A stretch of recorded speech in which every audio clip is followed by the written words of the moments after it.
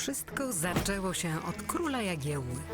Mała Łodzia stała się miastem, które w XIX wieku rozwijało się najszybciej na świecie. W ciągu zaledwie 60 lat od powstania pierwszej manufaktury powstaje przemysłowa, wielonarodowościowa metropolia. Jednak wiatry historii nie zawsze jej sprzyjały. To, co zniszczył los, odbudowują łodzianie. Nasza Łódź. Miasto wielkich szans. Od 600 lat w sercu Polski i Europy. Jesteśmy Polakami. Jesteśmy niezwykłym społeczeństwem. Zawsze w obliczu wielkiego wyzwania potrafimy się mobilizować. Potrafimy stawić czoła wielkim wyzwaniom. Bo nie potrafimy stać obojętnie. Bo obchodzi nas bezpieczeństwo i przyszłość naszych dzieci. Bo wierzymy, że nadzieja zwycięża apatię, lęk i strach. Bo mimo wszelkich przeciwności nigdy się nie poddajemy. Potrafimy ciężko pracować, wspierać się i działać razem. Bo zależy nam na naszej ojczyźnie, naszym osiedlu, naszej ulicy. Bo chcemy naszych niezbywalnych praw i wolności. Bo nie oddamy naszych marzeń. Nadchodzi punkt zwrotny.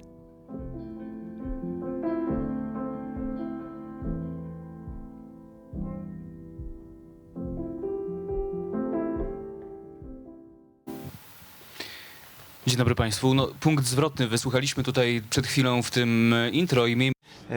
Good morning, ladies and gentlemen. A turning point we heard in the introduction. I hope this will give us an opportunity to conduct a turning point. My name is Orlikowski. I'm an economic and music journalist. And unfortunately today I won't be able to talk too much about music. This panel is entitled The Rule of Law rather than Greed for Money. So hope for another turning point. With me, Eliza Rutynowska, a lawyer specializing in human rights from the International Foundation for Human Rights. Radosław Gruca, a journalist with Radio Z. Istvan Janos Tóth, a lecturer at the Economy Institute of the HUN-REN Hungarian Research Network. So the questions asked to him will be in English. We have simultaneous interpreting him, so whoever needs it, please get a headset. And Sławomir Dudek, PhD, CEO and main economist of the Institute of Public Finance and lecturer at the Szkoła Główna Handlowa. I'd like to ask Sławomir Dudek to inaugurate this discussion as the Institute of Public Finance and the Ombudsman for the transparency of public finance. He has the best mandate here to talk about this. I think that the lack of transparency in public finance is such overwhelming. It's difficult to make heads or tails out of it, but you're still trying. Yes, thank you very much for this opportunity to discuss in this context during this panel, money, rule of law.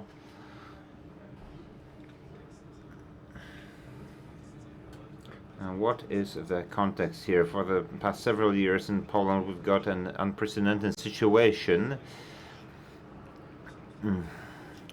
Now, in Poland, we have a constitutional institution of a budget. We have a separate chapter devoted to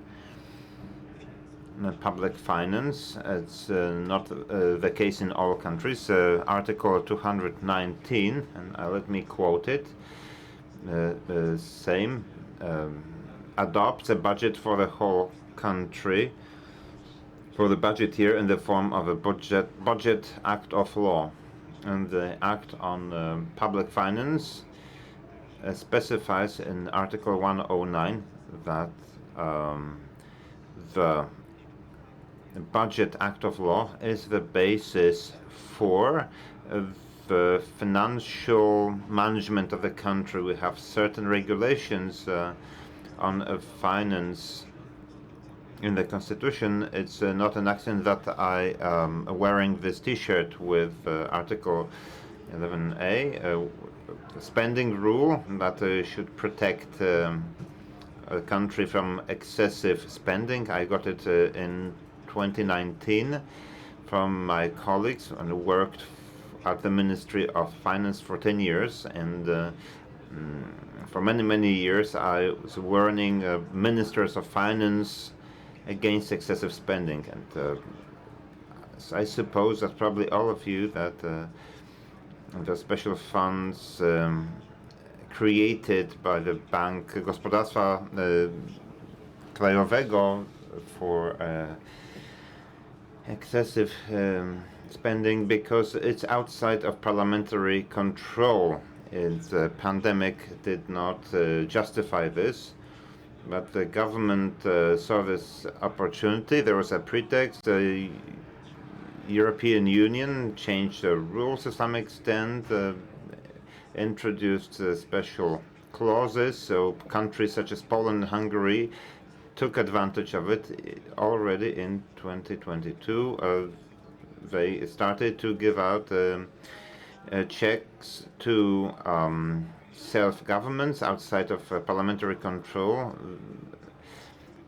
and some internal committee evaluated each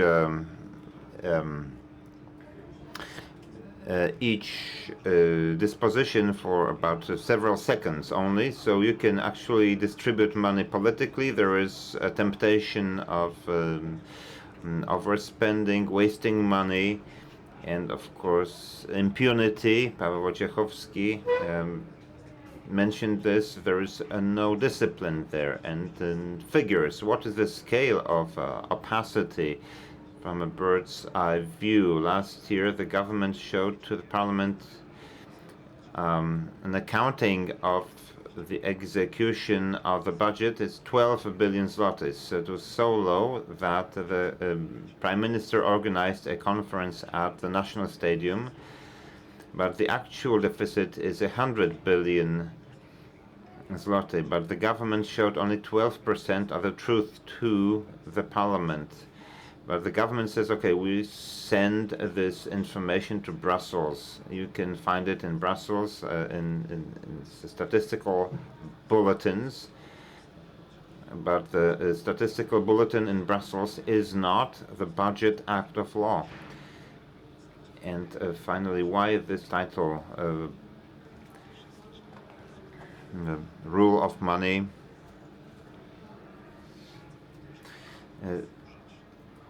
Saying that money can be used to break rule of law, because in murky waters this money is spent to finance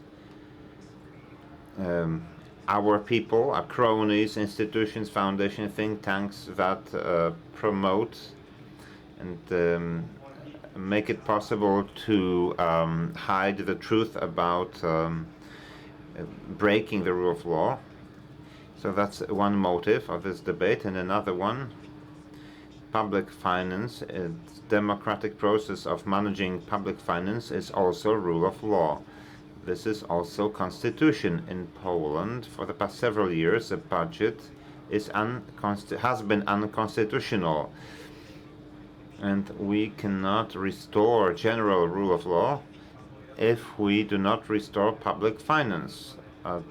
The end, I'd like to say, okay, money is the most important thing. Al Capone was incarcerated for taxes rather than other legal violations. Now, my last remark, if the Pegasus program was purchased outside the budgetary control, we wouldn't know that Pegasus is there. It was detected on the basis of a budgetary invoice from legal entity falling under government. So we cannot restore rule of law without restoring public finance. So it's obviously associated with law, since we have an attorney at law, Eliza Rutynowska here. What would your opinion be about this? What do we need to do? Let me begin with saying that by speaking to my predecessor here, I must say that the rule of law does not support the Obajtek way of living. It's people look at the state as a mechanism that makes it possible to function in a carefree manner, thanks to public money from all of us. Once your party takes over power, how should we look at this from a rule of law perspective? Let us deconstruct it into several elements. One issue is reporting, transparency, information about how you spend money, whether constitutional rules are respected, whether EU standards are respected during expending EU funds. Another aspect, money is always associated with fighting corruption or with corruption, with uniformed services.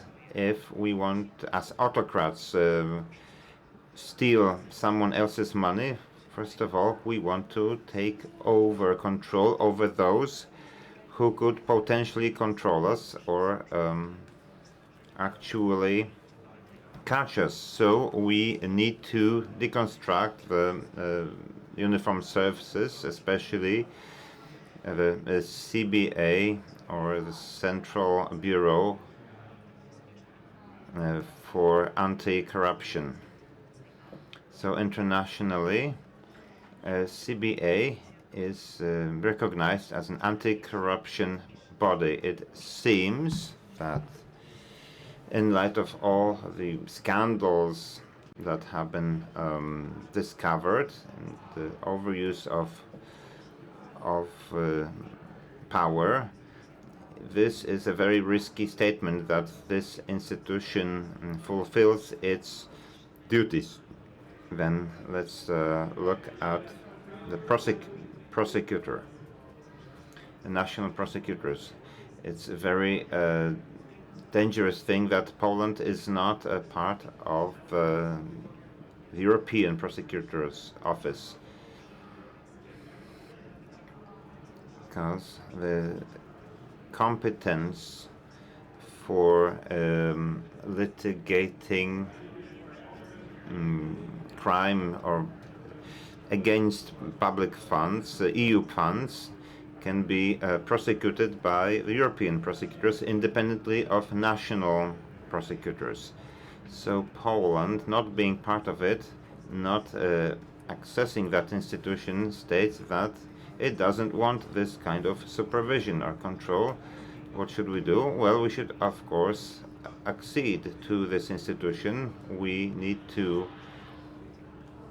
change the institution that are supposed to control public finance and restore independent courts of law, independent national prosecution.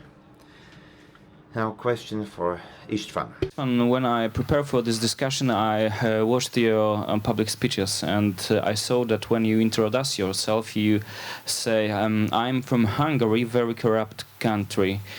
And I would ask you about your experience from your country, and do you see any analogies in Poland with political corruption? Because it's dangerous when we've got a corruption in country on the political level, governor level, because money evaporate. It's our money, not government money, because it's money from taxes.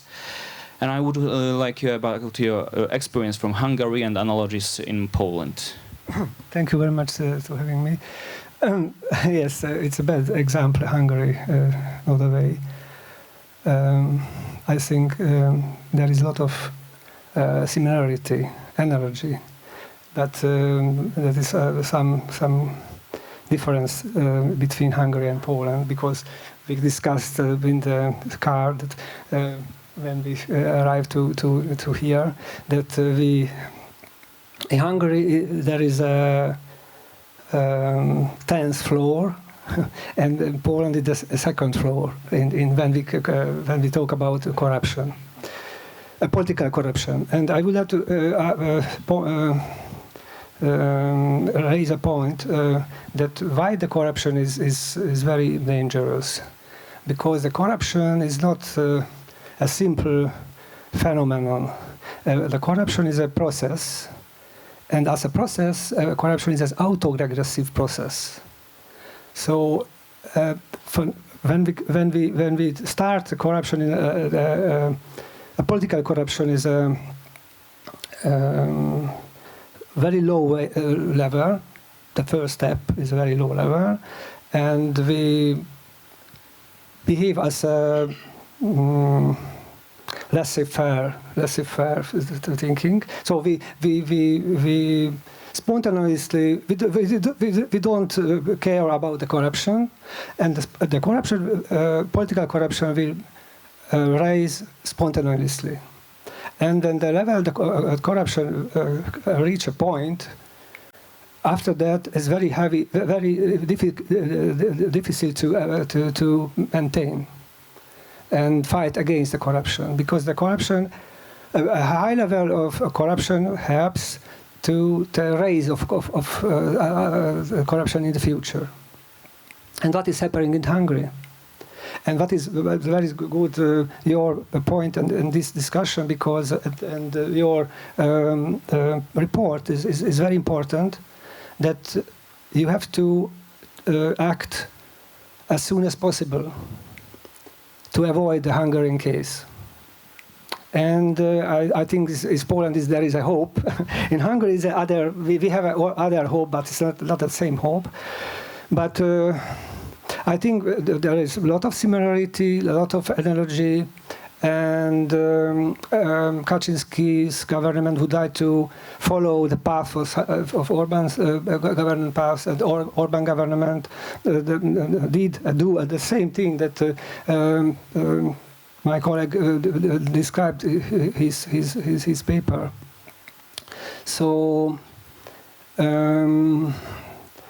So it's a difficult task to fight against corruption, but I think you in Poland could be a good example of it. And also the other point that I would like to raise a point that the corruption is a white-collar crime. White-collar crime. It's a very abstract to understand the corruption. When somebody talk that billion zloty, and this decision of the Polish government, we lose billion zlotys. The median voter cannot understand that. The median voter understand also thousands of zlotys. And you have to explain to the median voters, this is my point. So not only understand the situation, but also you have to explain to the language of the media. You have to use the language of the media voters to explain the negative, this thing, the strengthening of why it's important to fight against the corruption, and also to explain the negative long-term effect of this corrupt regime. Thank you so much. No właśnie, bo to jest tak, że czas... Yes, that's true. Sometimes we are very short-sighted. I think that we are increasingly more short-sighted. Radosław, I'd like to address you. Istvan has just told us that political corruption is dangerous, that it increases and it's hard to detect. Sometimes it's even impossible to find it out without investigative journalists and free media. Well, that's true. It's not possible. I'd like to give you a very simple example. Good morning, ladies and gentlemen. I do invite you to the discussion because after the panel, because I'm sure we are not going to exhaust the subject, but let's look at the CBA, at our anti-corruption office, how they behave in front of the visa affair.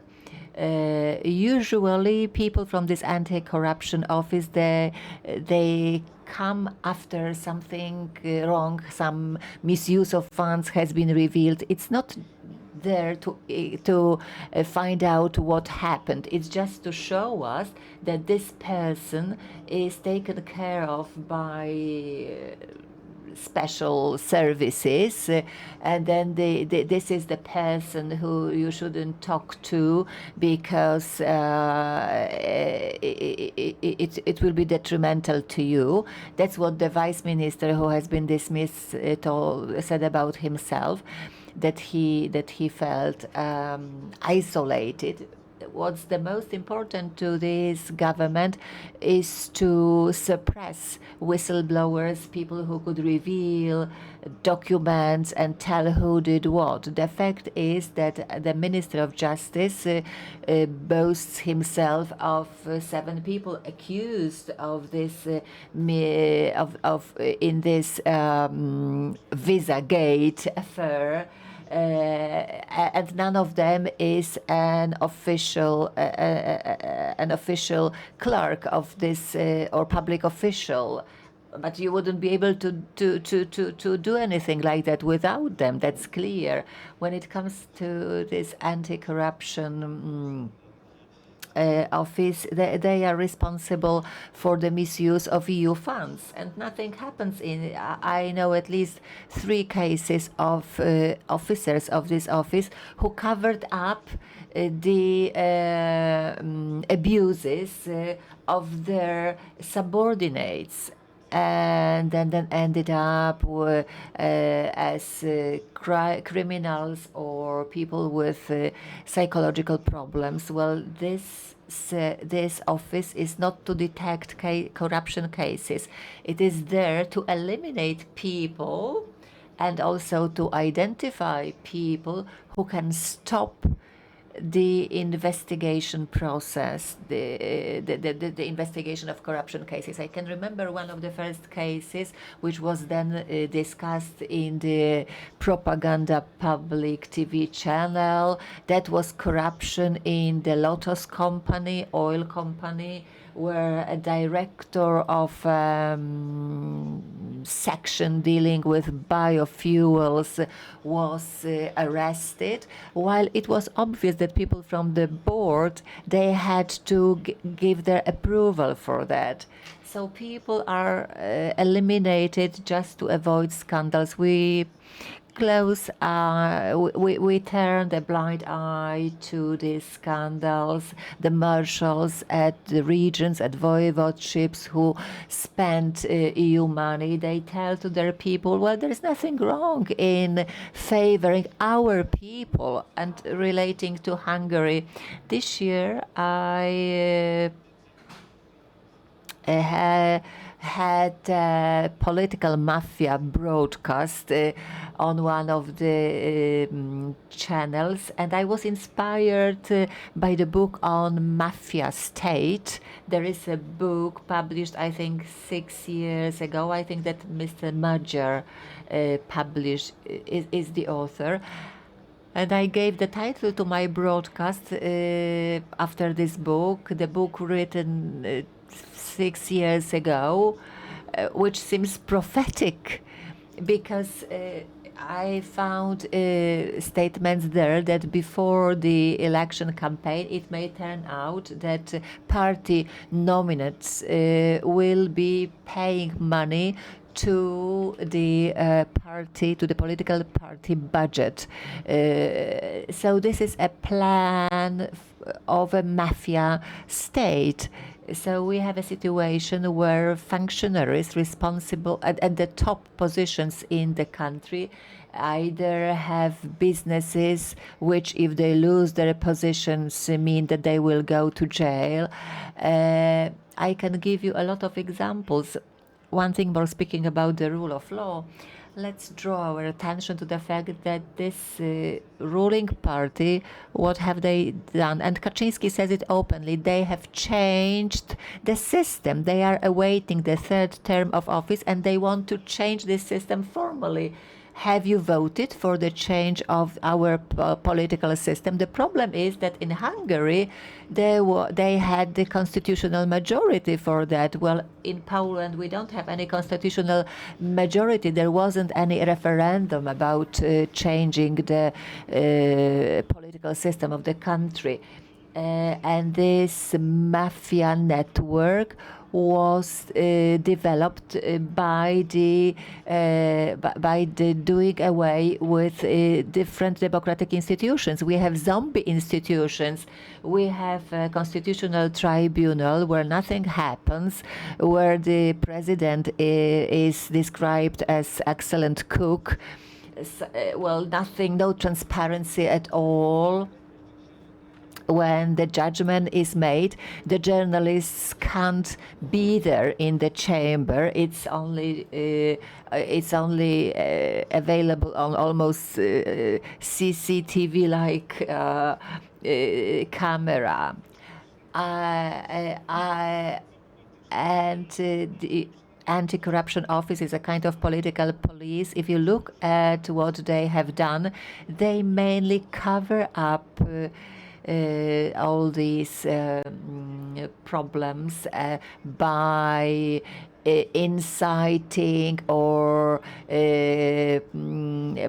disseminating false information about people who don't want to cooperate with them. For example, the Speaker of the Senate who they accused of receiving bribes, and on Facebook they were asking people to come to them, who bribed him.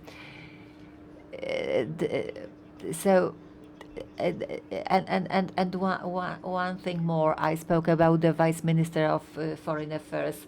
In Science and Research Center, there was also, after us, control from anti-corruption office. They are also supposed to prevent corruption, but they don't do it. They just cover up other problems of the ruling party. Się zacznie mówić, to potem Yes, indeed. Once you start talking, and as radio said, it's difficult to stop, but it's very interesting, but I would like to make sure we don't miss out on something else. A report is being formulated. I've already had a look at part of it, methodology. As far as lack of transparency in public finance is concerned, would you please give us a preview of what's going on there?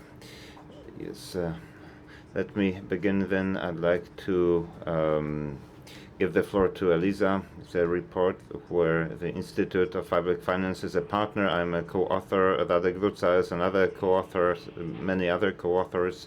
The initiative is of the report is the international organization bringing together human rights organizations, where Eliza represents it. Let me begin by saying that when we got together,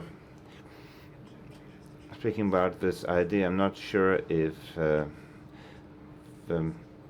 transparency of public finance is a human right, but for sure it's a civic right. And the Institute of Public Finance initiated a coalition for restoring transparency, and Adam Bodnar was the first signatory. He said that it's our civic right. the whole report. I wouldn't like to spoil it. Not sure if I can reveal the title.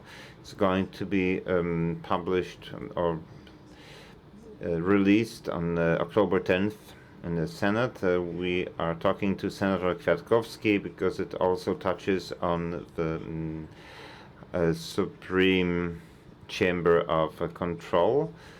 As for the first time in history, it didn't approve the government, release approval for government. And this publication shows a general mechanism of public finance. It also touches on the European issues. It's also addressed to audiences outside of our country in European institutions because it also concerns European funds. But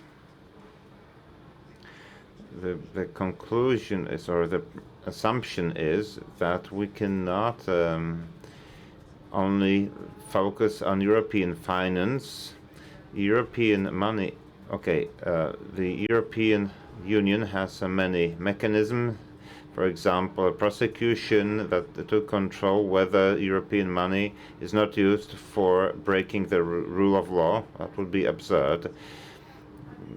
For EU, financing the destruction of a system and creating pathological institutions for destroying the rule of law in the country. But EU funds create some space for our domestic funds. Had it not been for the international money from EU, the slice of pie of murky water, example of INNPlus, is not from European money. It's from our own money, but the ministry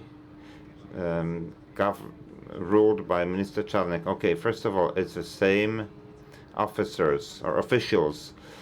Some of those officials under the leadership of Minister Czarnek distribute EU money. Possible that the money is distributed correctly. We know what happened in Hungary, but the next room, other officials, also under the supervision of Minister Czarnek, distribute Polish money, just like in Villa Plus. So the thing is, should those units be certified, those units distributing European money? There are also some charges on the Supreme Chamber of Control. Now, there's so many reports to the prosecution, and when the money comes to Poland, it creates a space for budgets. Polish and Hungarian governments, they have much larger, murky budgets to spend in the style of Villa Plus, and this is our message from the report. Another thing I'd like to add, I believe that it is possible to deduct from the European law the obligation to ensure the transparency of public finance, because murky water is a good environment for corruption.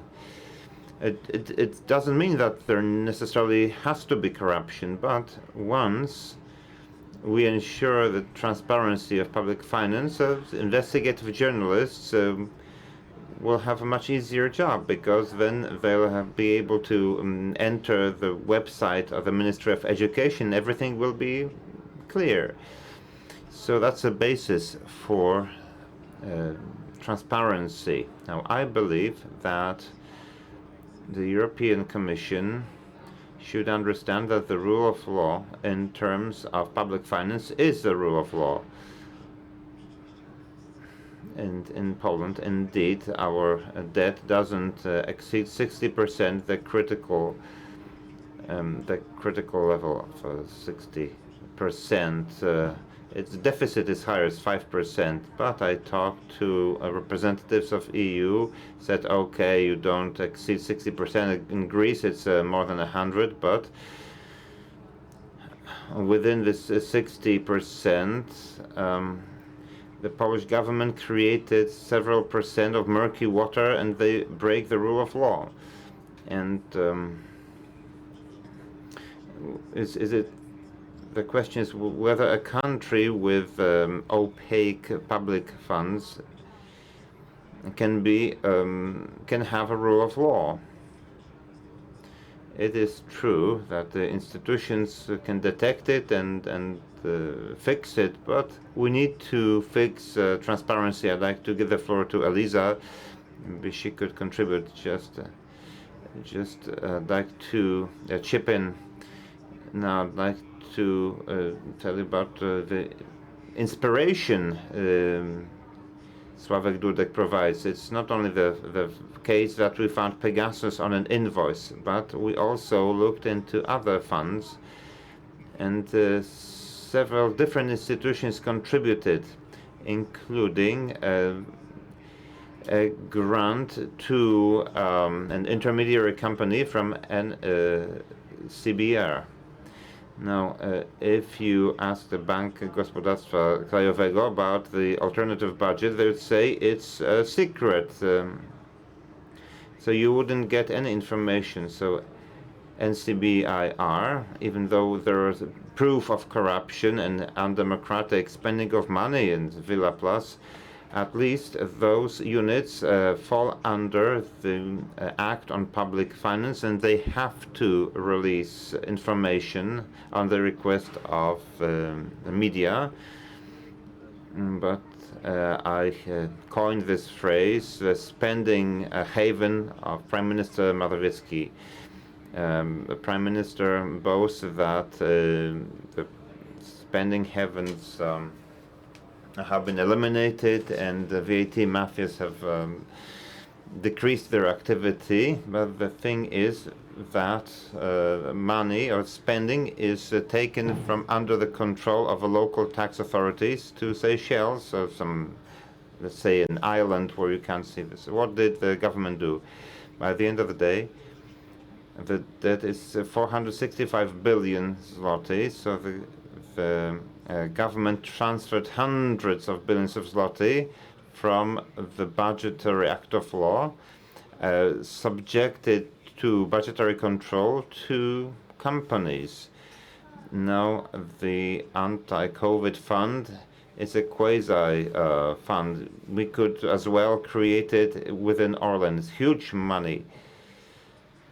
Now it makes us increasingly smaller and smaller impression on the people. Now Eliza Rutynowska, speaking about the rules and regulations, we are talking about detection, about grassroots actions, but without suitable regulations, you can do what we said about, okay, we can transfer funds from one organization to Orlen because we have a secret of a company, so on and so forth. That's a problem. Do kwestii Well, when answering your questions, I will also refer to the report which has just been drafted and it's awaiting its release. We cooperated with the International Federation of Human Rights, over 170 human rights organizations. They have taken a broader look at human rights, and they understood that it's not right to think that money should be left to economists dealing with business or EU funds or anti-corruption mechanisms. We need to take a legal and human perspective on money, because this money that we are discussing right now, these huge billions EU funds, our state budget money, they pay for the hell for civic rights. They maintain this situation. I can remember that over many months of working on the report, when we were interviewing representatives of NGOs, I heard from one of them that without EU funds, they would have never been able to do it so they would have never been able to do that so quickly. And I got terrified because these funds are not there to foster this power, but they are there to provide better standard of living to us and to foster democracy. That is particularly important in the light of the European law. There is it acts under the assumption of the goodwill of the member states. Nobody dragged us in the European Union. There was a referendum in which the Polish people were asked whether they wanted to be in the EU club. So when you are in the club, you should play by the rules. And suddenly we have Hungary, we have Poland, Italy is on the rise, Finland, Slovakia, and Spain. And what's next? If the EU doesn't discuss Polexits, Italo exits, well, we shouldn't discuss exits. Well, Brexit is Brexit. But if these people develop a new European Union, yes, that's what I wanted to relate to. We are in the eve of European parliaments. The same people will be applying for being maps. You can build also an autocratic European Union, and we will have Polish presidency and Hungarian presidency on the horizon, and these countries will be telling us what democracy is about, what human rights are about, and one fundamental issue that we are also examining in this report from the human perspective. And also using the not a legal language, how this rule of law mechanism, money for the rule of law, the mechanism which was there in the EU before the COVID fund, the fund that we know under the magic KPO abbreviation, this rule of law mechanism was put in place earlier after long months of negotiations between the member states. And of course, there were a lot of fears and misgivings. This is not a paper tiger. This is a weapon that has been used that was used against Hungary last year, where the payment of funds, 51% of funds, as far as I can remember, have been put on hold because of the abuse of the rule of law. Poland and Hungary are at war with this mechanism, and they filed a complaint with the Court of Justice. Of course, Court of Justice disagreed with this complaint, and it decided that this mechanism is illegal. The Polish government still continues this narrative. They continue to say that these are arbitrary decisions, discretionary decisions made in Brussels. And I'm coming from Brussels, and I give you my word of honor that there is nothing imposed by Brussels, but besides the regulation on the so-called money for the rule of law, there are guidelines, over 85 pages of guidelines which explain what should be understood as financial abuse, direct link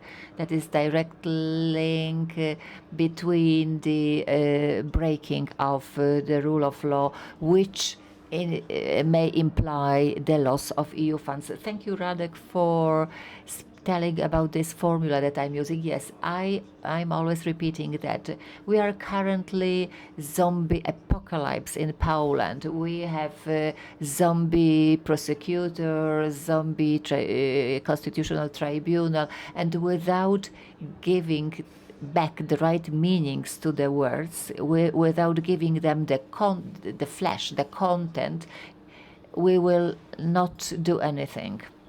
Because you moved from Hungary to Poland, and I think that after a few years you've got the same situation than years ago in your country. You said about little hope in Hungary, but different than our hope in Poland. But is there any hope? And hope is, hope is important, but you are economist. The count, the number, income. It's important for countries and that rule of laws. So what more than hope we need to change our situation? First of all, I like very much this zombificacja. this term is very good, zombificacja po polsku. Yes, Hungary has other type of hope, but I cannot explain this because we are here in Poland and we have to talk about the Polish situation. I think the situation is absurd, and we have to take consideration that this situation could be more absurd in the near future. For instance, in Hungary, we will be the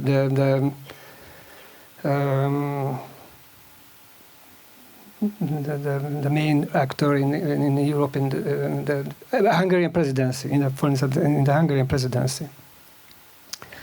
When we would like to have evidence-based politics. We like that because evidence-based politics is a rational politics, which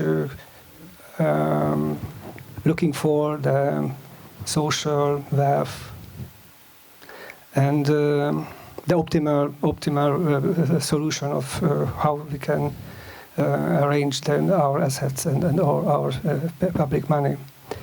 So when we would like to have evidence-based politics, we have to have data. The data is very important. And when you, Polish scientist and Polish investigator journalist, can raise this point and build databases, open databases, this is transparency. The transparency, it matters. And this is a very good tool to fight against this absurdism, this kind of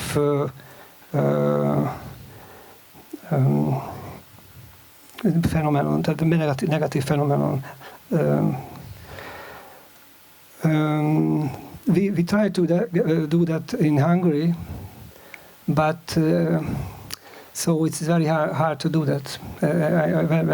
It's complicated, but you have maybe more resources to, and you have our experiences.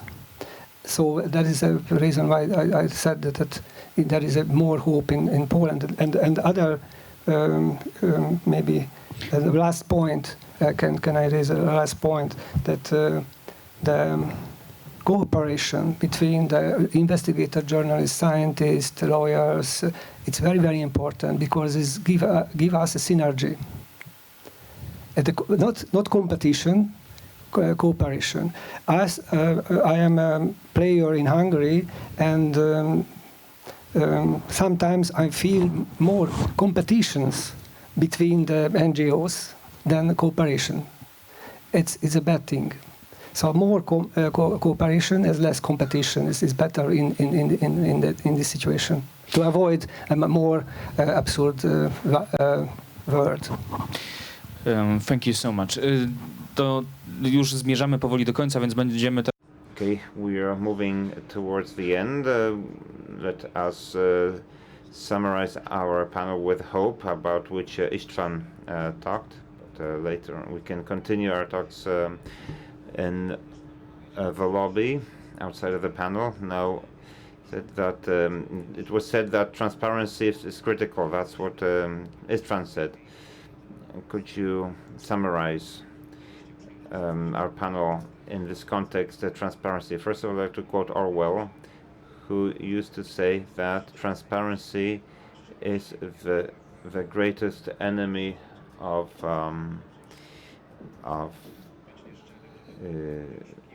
truth, and of course a government engages in a lack of transparency, opacity to avoid truth. That's why this role of an ombudsman of public finance, I'm a specialist here, I know how to do, but transparency is necessary in all elements of life. Data is fundamental.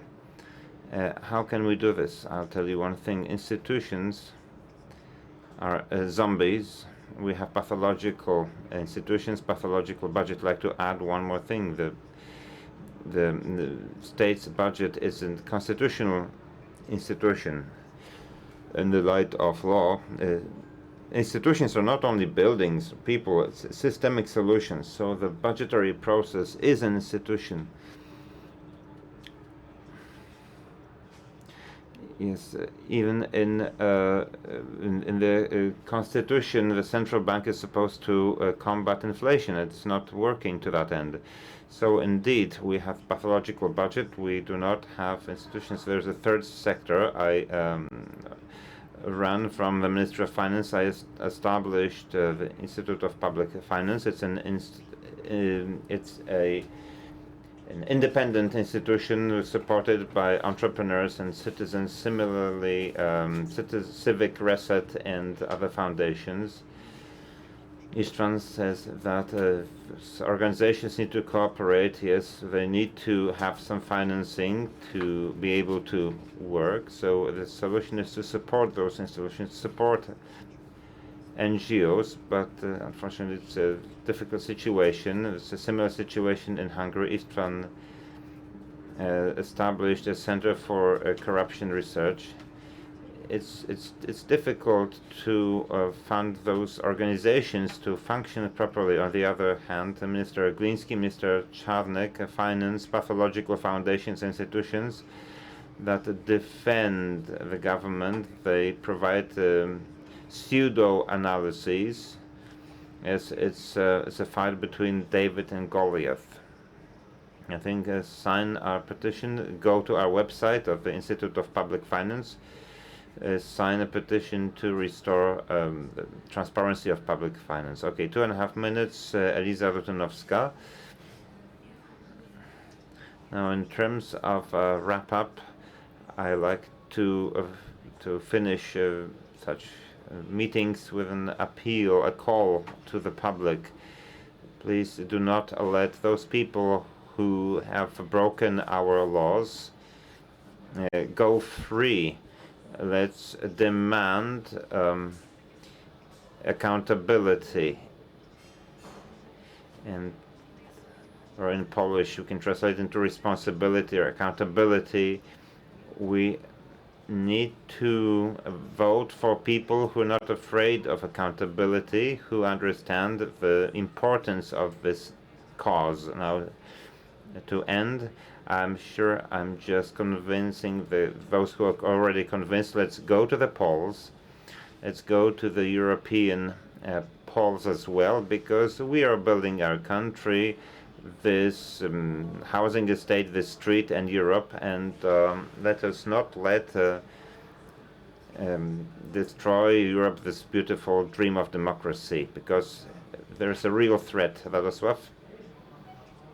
Okay, sometimes you work for weeks and the scandal lives for 4 days and becomes kind of commonplace.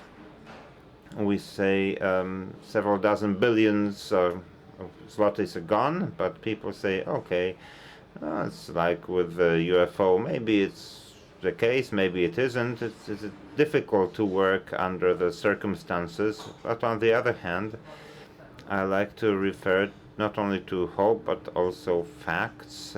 What can we do on the issue? Is it the case that we'll just get used to scandals and indifferent? Is there anything that can bring us to a turning point? I'm the greatest fan of hope. In just a month before the elections, I want to talk about hope. And we can stop only when the power changes and we'll be able to look into the data sources that are unavailable now. I'd like to tell you something in the context of what Istvan said. We live in very special times. I'd like to thank you all for our support to us journalists. There is something good that has happened because our society has started looking at individual journalists rather than the media overall, because it's not so easy to say that all people from TVN are bad or all people from Gazeta Wyborcza are bad. I'd like to express my gratitude to Eliza and Sławek. I wrote an article at one point in time that the Polish authorities were consistently with Gerasimov doctrine, which is generating chaos and internal conflict and destroying authorities. And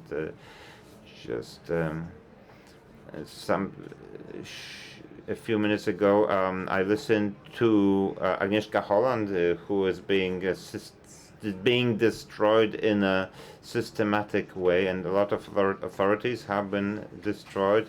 Many authorities have passed away, and we're missing them. I'd like you to give a hand to Eliza Rutynowska and Sławomir Dudek, because we need new authorities. These are young people. They want to do things. Sławomir Dudek gave up his comfortable official function. Eliza would probably work for the largest law firms as an attorney, and we need the new authorities. You need to look at those people who are responsible for their words and deeds, and point to them as people who can be trusted. Without social capital and trust, we won't be able to restore anything. We won't be able to defend anything, and we will perish.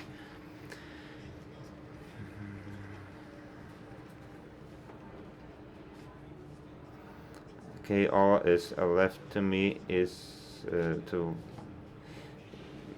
add that we need to add deeds to hope. All of us can work for as long as we have a free choice. Let's use it, because it will not necessarily be like that. Sławomir Dudek, Istvan Janos Tóth, Radosław Gruca, Eliza Rutynowska, Paweł Orlikowski. Thank you very much.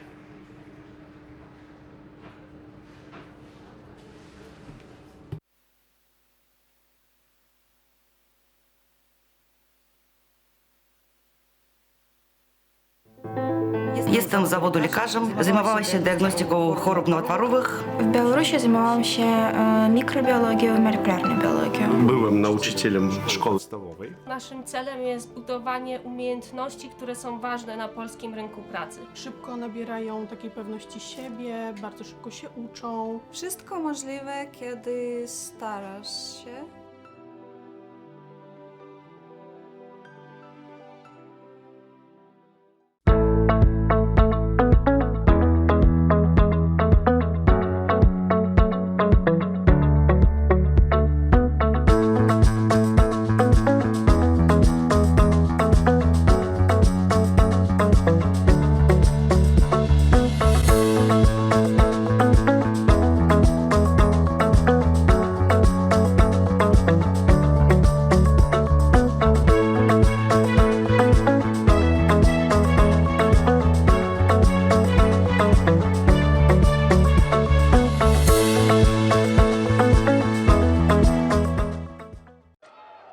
It's not always easy to recognize.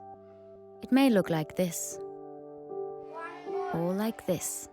It may be a burden, but it is a responsibility that we embrace nonetheless. But if it means this for one person and this for someone else, maybe it ultimately means being there for one another.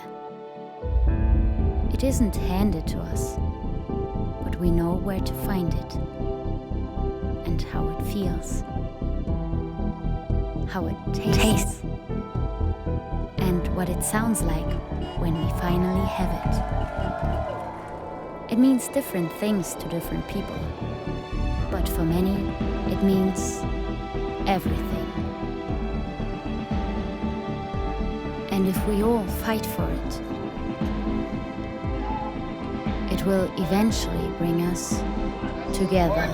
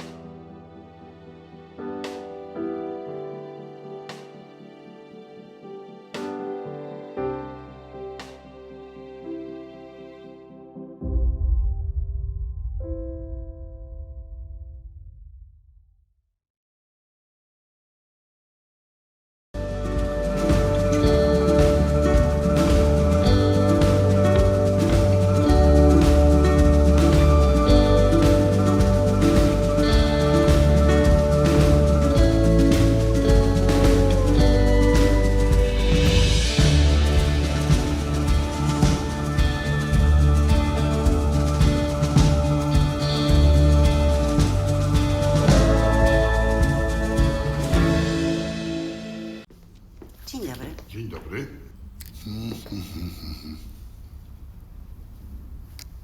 Pan Zbigniew Hołdys. Zgadza się. Dla znajomych Zbyszek. Serio? Zbyszek. Nadchodzące wybory są zbyt ważne, żeby zostawić je bez kontroli. Dołącz do obywatelskiej kontroli wyborów. Zróbmy wybory bez picu.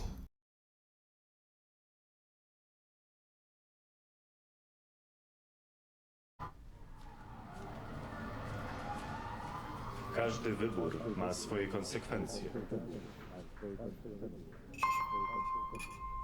Dziś na kazaniu o takich jak ty mówili, że to morderczynie. A wiesz, że ta, która ci pomogła, trafi za kraty? Trzeba mieć sumienie. Jak mogłaś to zrobić własnej matce? Aborcja to najgorsza zbrodnia. Gdybym ja podjęła taką decyzję, nie byłoby cię tutaj. Organy państwa nie będą przyglądać się temu obojętnie.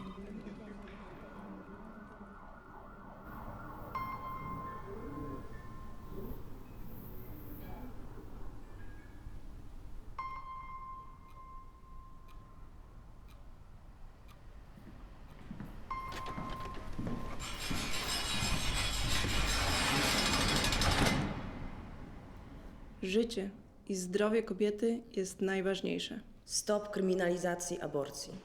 Kobieta decyduje.